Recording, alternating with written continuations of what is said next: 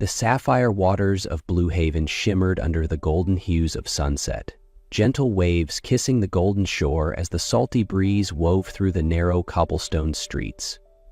Luxury yachts lined the harbor, their lights reflecting on the water like scattered stars. To tourists and the wealthy visitors who docked here, Blue Haven was paradise, a haven of endless summer nights and lavish celebrations. But to Astrid Harrington, this town was nothing more than a gilded cage. For 5 years, she had been trapped in a loveless marriage to Cyrus Whitaker, a man she had never truly understood. Blue Haven wasn't home. It was a prison disguised as a dream. Tonight, like every other night, Astrid stood behind the bar at the Driftwood, her hands moving skillfully as she poured cocktails for the evening's guests. She had grown used to watching the world from behind the counter, hearing countless stories, while knowing that no one ever truly listened to hers. What she didn't know was that tonight, everything was about to change. 5 years ago, at just 23, Astrid had believed that love could be built over time. When she agreed to marry Cyrus Whitaker, she didn't love him, but she needed something stable. After losing her mother to illness, her father, a once revered boat builder turned alcoholic, had drowned himself in silence, leaving Astrid to navigate life alone. She had once been the pride of the Harrington name, but now she was adrift in a sea of uncertainty. Then came Cyrus. He was never a gentle man, never one for sweet words or grand gestures. As a boat mechanic, his hands were as rough as the life he had lived. Gruff, withdrawn, he drank more than he spoke, and the only charm he possessed was a certain rugged carelessness that some women in town found alluring. But he pursued Astrid persistently. He bought her drinks at the Driftwood after her shifts, left wildflowers on the counter with an awkward grin. He wasn't sweet, but Astrid, lost and grieving, saw him as an anchor. When he proposed with a simple silver ring, Astrid said yes, not out of passion, but because she believed he could be a good husband. She was wrong. Just weeks before the wedding, she found out Cyrus had been involved with Foxy Monroe, a woman who worked at the Rusty Anchor bar. That night, passing by the tavern, she saw him with Foxy, his arm draped around her, smiling at her in a way he never had with Astrid. The next morning, she confronted him, her voice thick with betrayal. "Do you love her?" she asked, her voice breaking. "Why did you do this to me?" Cyrus dropped to his knees, his voice desperate.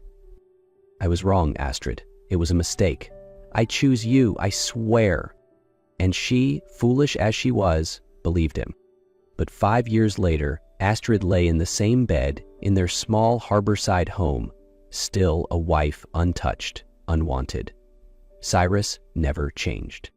He never touched her, never loved her, never spoke tender words. He drank, came home late, and whenever she reached for him, he only muttered, "Not now, I'm tired." 5 years had passed, and Astrid was still waiting for a husband who had never truly been hers. Midnight. Blue Haven was quiet. The only sounds were the waves lapping against the docks and the faint glow of harbor lights flickering in the distance. Astrid walked slowly along the cobblestone path home after her late shift at the bar. As always, she didn't expect Cyrus to be waiting for her. He never did. But when she pushed open the worn wooden door, he was there, leaning against the kitchen counter, his bloodshot eyes fixed on her. In front of him, on the scratched wooden table, a neat stack of white paper lay untouched. Astrid's stomach twisted. "Sit down," he ordered, voice low and firm. She didn't move. Something about the air felt wrong. "What is this?" Her voice was barely above a whisper. Cyrus picked up the papers and tossed them toward her. "Divorce papers." "I can't do this anymore, Astrid. Let's end it." Her heart didn't break, it only sank. Not from love, but from failure. From the realization that she had been holding on to nothing all this time. "We can try harder," she started, but even to herself her words sounded empty. Cyrus let out a sharp, humorless laugh. "Try for what? Another 5 years? For what, Astrid?" Astrid clenched her fists, anger bubbling beneath the surface. For 5 years, she had fought for this marriage alone. She had waited, endured, hoped. And yet, Cyrus had never once chosen her. She had thought that if she was good enough, patient enough, he would come back to her. But the truth was far crueler. Cyrus never wanted her. He wanted the Harrington name beside his to keep from being seen as a failure, and now that he was done pretending, he discarded her like something that had outlived its use. Astrid looked down at the papers, then up at Cyrus, and she no longer wanted to fight for him. She picked up the pen, her hands trembling. It wasn't losing him that scared her, it was the whispers of the town, the judgment in their eyes. The first Harrington woman to be abandoned. Even Cyrus didn't want her. That fear cut through her like a blade. But then she remembered the sleepless nights, the cold bed, the emptiness that had been her life for the past 5 years. Astrid took a deep breath. Her fingers trembled as they hovered over the paper. Was this truly the end? Not just of her marriage, but of the illusion she had clung to for so long? For 5 years, she had told herself that love could grow, that patience would be enough. But as she stared at Cyrus, at the man who had never truly chosen her, she knew the truth. She had already lost him long ago. Perhaps she had never had him at all. With a firm, decisive stroke, she signed her name. Cyrus said nothing. He simply stood, grabbed his coat, and walked out, not even sparing her a final glance. The door slammed shut behind him, and for the first time in 5 years, Astrid could finally breathe. But the emptiness remained. She didn't cry. She only felt lost in a world that no longer felt like hers. She looked around the house and realized it had never truly been home. And tonight she couldn't stay here another second. Grabbing her bag, she stepped outside. The cold night air hit her skin, sharp and unforgiving. She had thought she would feel relief, but instead there was only a vast emptiness stretching before her, like an ocean without a shore. Where did she belong now? Not in that house. Not in the life she had fought to keep for so long. Her feet carried her forward, not out of instinct, but because she had nowhere else to go. And so she walked toward the driftwood, because that was the one place where she could forget. The driftwood was quieter than usual. The sea was calm tonight, and so was Blue Haven. Only a few scattered patrons remained, a group of old sailors swapping stories of faraway waters, a young couple whispering under the dim glow of lanterns. Astrid stood behind the bar, just as she had for the past 5 years, but tonight, everything had changed. She was no longer Astrid Whitaker, no longer a wife waiting in vain for a man who had never truly seen her. She was free. But freedom didn't mean happiness. As she stared at the glass of whiskey in her hands, all she felt was emptiness. Then the wooden door swung open, carrying a gust of cold ocean air. Fergus Calloway stepped inside. He was tall, broad-shouldered, his dark hair tousled from the sea breeze, deep blue eyes gleaming under the lantern light. His crisp white shirt hung loosely, the top few buttons undone, revealing sun-kissed skin. A man who looked like he belonged to the ocean, untamed yet effortlessly magnetic.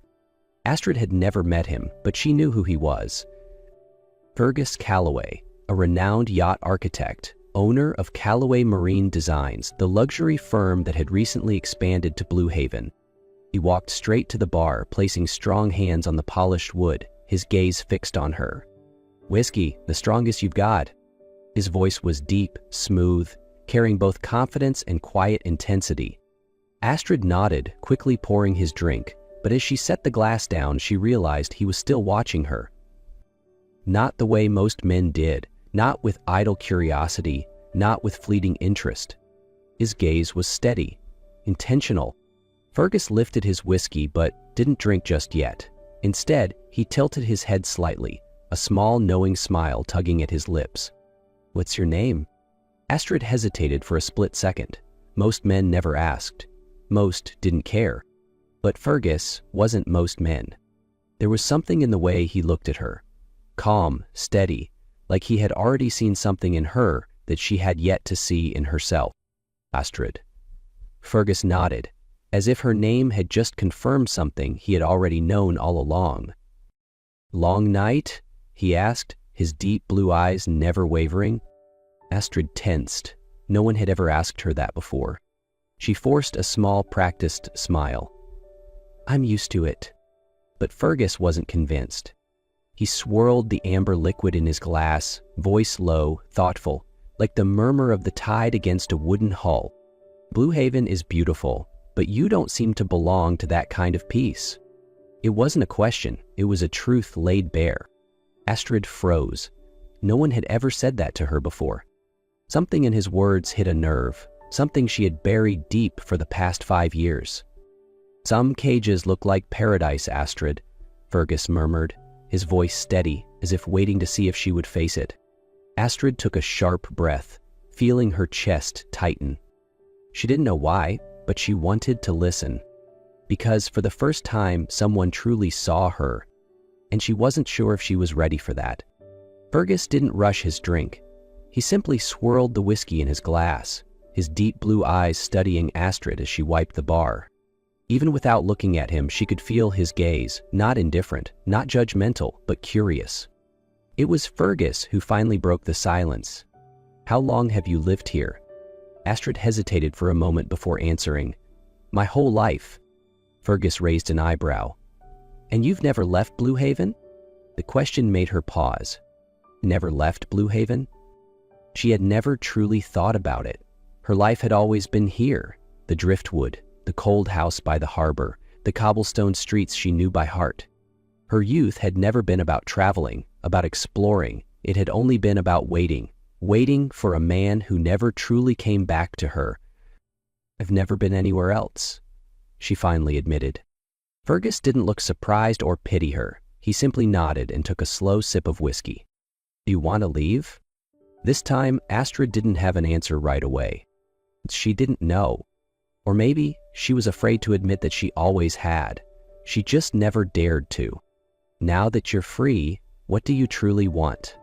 Fergus's question made her throat tighten.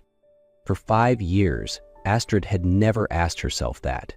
She had simply existed, endured, survived, like an abandoned ship left to rot in the harbor. But now, the tide inside her was shifting. Her voice dropped to a whisper, almost like a confession. "I want to live, truly live." Fergus didn't respond immediately. He simply set his glass down, tilting his head slightly as he watched her. "Then live, Astrid." His words hit her like a wave crashing against the shore. She had heard so many promises in her life, from Cyrus, from the men who passed through the driftwood, but no one had ever said this to her before. Not wait, not endure, but live. Astrid didn't know what to say. But, for the first time in 5 years, she didn't feel trapped anymore. Outside, the ocean waves rolled onto the shore, and for the first time in her life, she wanted to set sail. He stood up, placing a few bills on the counter. But before he left, he slipped a small piece of paper toward her. A phone number.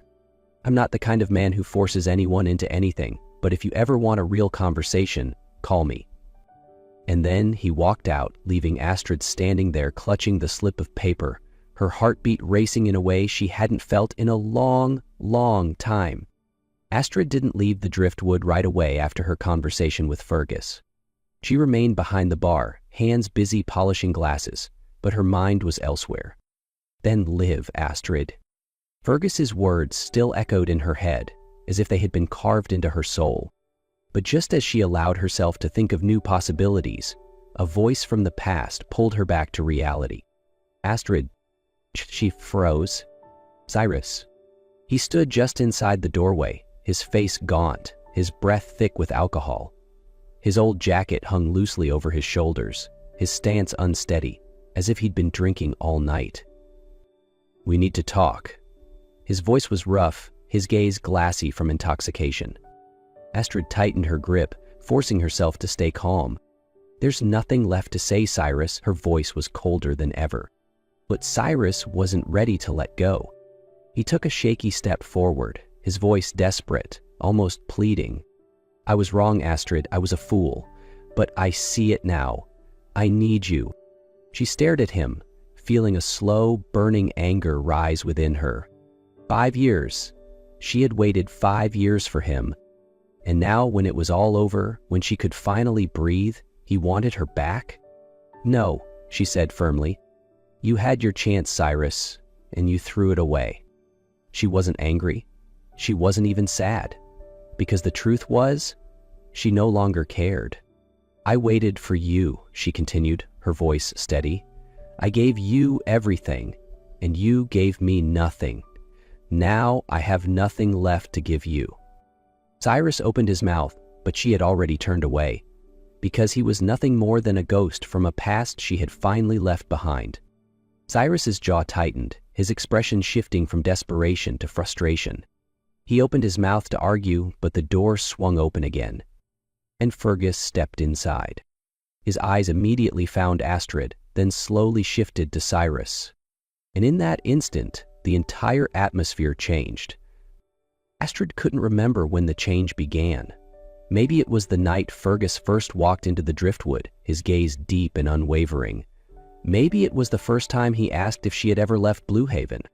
But she knew one thing. Since he arrived, she no longer felt trapped. Fergus never rushed her. He never pushed her to leave Blue Haven, never made promises he couldn't keep.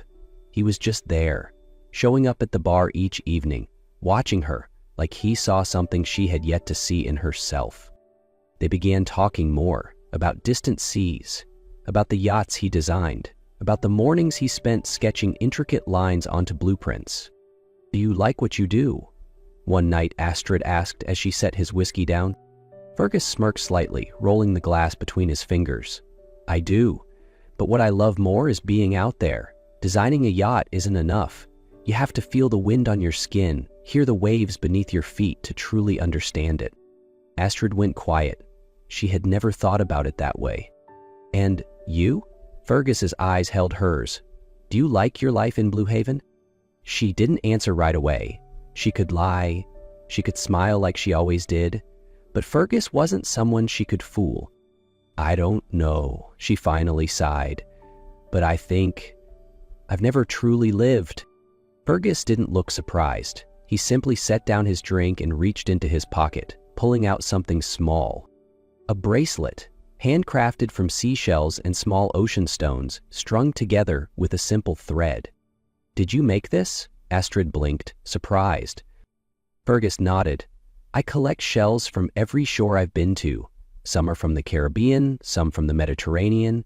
But this one, he tapped the smallest shell, is from Blue Haven, because no matter where you go, this place will always be a part of you. Astrid felt something tighten in her chest. You know, Fergus, her voice was soft, but filled with an emotion even she couldn't name. For the first time, I feel like someone truly sees me. Fergus smiled, and that night, Astrid knew her life had truly begun anew. The sun dipped below the horizon, painting the skies over Blue Haven in shades of gold and crimson. But Astrid no longer saw this place as a prison. She stood at the harbor, the seashell bracelet Fergus had made still wrapped around her wrist, a quiet reminder that the world was far bigger than the limits she once placed on herself. From a distance, Fergus approached, his tall frame steady against the evening light. Will you go? He asked, his deep blue eyes reflecting the sunset. Astrid took a deep breath, inhaling the salty ocean breeze. She was no longer afraid. She turned to him, a smile full of certainty and life. You know, Fergus, she said, her voice steady, for the first time in my life, I want to see the world. Fergus smirked slowly, as if he had always known her answer. Below the docks, the waves rolled against the shore, no longer holding her back, but calling her forward. 1 year later, the sea was calm in Blue Haven, the sky painted in fiery hues of sunset. On the soft sands, Astrid and Fergus stood hand in hand, surrounded by a simple yet heartfelt wedding. No grand halls, no extravagant vows, just the ocean as their witness, the wind whispering its blessings, and the people who truly loved them. Astrid smiled radiantly, her eyes filled with happiness and peace. Today, she wasn't just marrying a man, she was choosing a new life, a path she had built with her own hands. From afar, Cyrus stood alone, a shadow against the fading light, a man lost in the wreckage of his own choices. Once, she had been his, but he had never truly seen her. Now, Astrid was no longer the woman waiting behind closed doors. She had stepped into the light, had learned to love and be loved the way she deserved. Fergus squeezed her hand, and for the first time in her life, Astrid saw what love truly looked like. It wasn't indifference, it wasn't obligation. It was this, a gaze so steady, so full of devotion, that she felt it anchor her soul. A love that did not ask her to wait, to change, to prove herself. A love that simply was. And beneath the golden sky, Astrid knew she had finally found her safe harbor.